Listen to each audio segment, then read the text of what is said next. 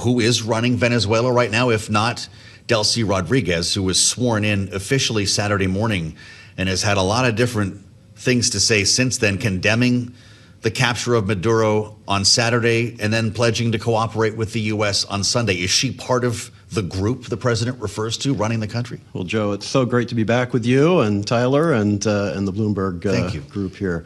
That seems to be the case. It's an evolving situation. Clearly, it's what both the President and Secretary of State have said, that Delcy Rodríguez will be the acting president for the foreseeable future. I think there's a big question about how long the foreseeable future actually is. Is this a matter of days, is it a matter of weeks, or even longer? And I think that's a really important point, because many the Venezuelans who have been celebrating this activity on Saturday, and I think if you look around the world, Venezuelans almost uniformly have, they still want to see democracy come to the country, and so this transition period, I think, may be a necessary part of the transition, but but what is it going to? And I think that's where the questions really are. Well, let's dig into that timeline a little bit, because as we were mentioning before, President Trump has repeatedly said that he wants to see Venezuela's oil industry rebuilt before we see a transition to democracy. Yesterday, he told reporters on Air Force One the country needs to be fixed, in his words, before he'll get into talking about any potential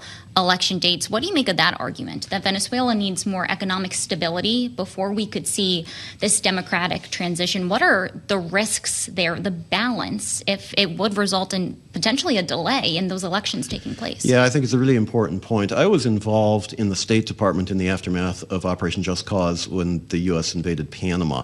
And the thing that is very much on people's minds is the aftermath of the invasion and the chaos that happened in Panama, the looting, the people that were running around without any security forces keeping things under control. I think the White House and State Department are very mindful of that in Venezuela right now. So you do have to maintain security. Economic security is absolutely essential as well, but we have to remember this is a country that for 26 years of Chavismo has been literally destroyed. The institutions, the infrastructure, the education system, much of the professional class and the educated class are out of the country as part of the diaspora. They're itching to return to the country, but they're not there now. So there is going to have to be a transition period. Whether you can rebuild the energy sector in the near term, I think that's an open question. And certainly there's going to be a lot of activity along those lines, but fully rebuilding it's going to take a lot of time. It's been framed as a 10-year project, a 10-year, $100 billion project. So surely we're not going to wait 10 years for an election. We'll play the tape back, I guess, at some point.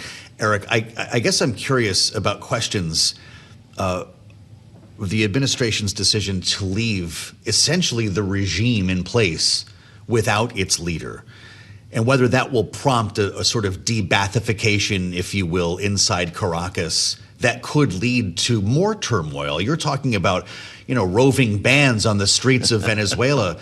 This could be a security nightmare, could it not? Well, as I say, the administration wants to make sure that that doesn't happen. How do you prevent it? Well, what they're trying to do is maintain the essential elements of the security forces in place to maintain security. And again, another Venezuelan security. Venezuelan security. And you have a real challenge here because, of course, until Saturday, and perhaps even now, they're completely loyal to Maduro and to the regime. Right. That's been the key element for years of U.S. policymakers, both Republicans and Democrats, suggesting that in order for democracy really to return to Venezuela and to take root, you have to have the loyalty of the security forces because they have to maintain order and control. The de-Baathification effort in Iraq, I think many people, again, are mindful of that example. They don't want to repeat those mistakes. They're going to leave in place the elements of security until such time as a real political transition can take place. But again, that's an indeterminate time frame, and people's expectations are high, and you want to maintain that momentum.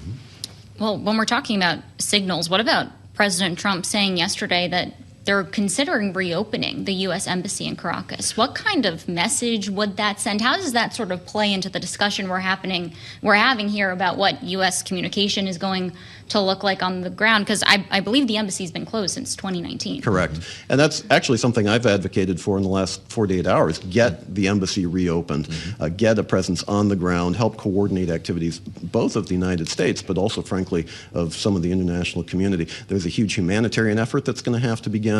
There's a whole effort, obviously, in terms of dealing with the remnants of the Maduro regime, about messaging on the ground. These are critical, and you can't really do it as effectively from outside the country. So I think that's an important step. President's talking about who might be next. Yeah. He flagged Colombia. He flagged Cuba, both last night while talking to reporters on Air Force One. Let's give it a listen.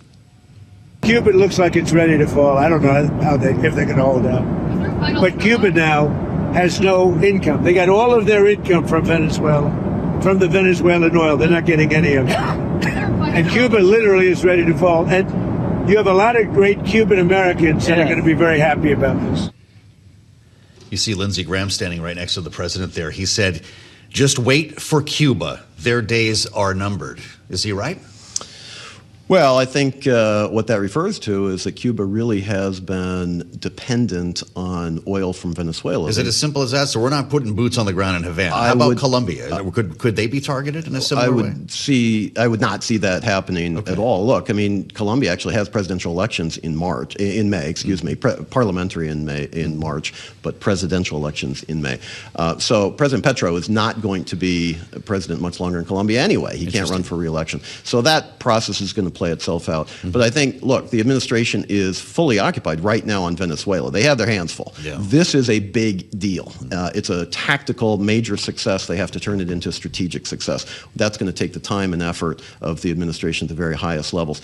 Is there appetite? Is there bandwidth, frankly, to start doing this with other countries? I would argue no. I would also argue that, in fact, Venezuela is somewhat a special case because this issue has been ongoing for years. Maduro has been under indictment for years. In fact, it was President Biden that first put the bounty on his head of $25 million that President Trump raised to $50 million. So this has been going on for a while. There's not an equivalent scenario of other countries in the region.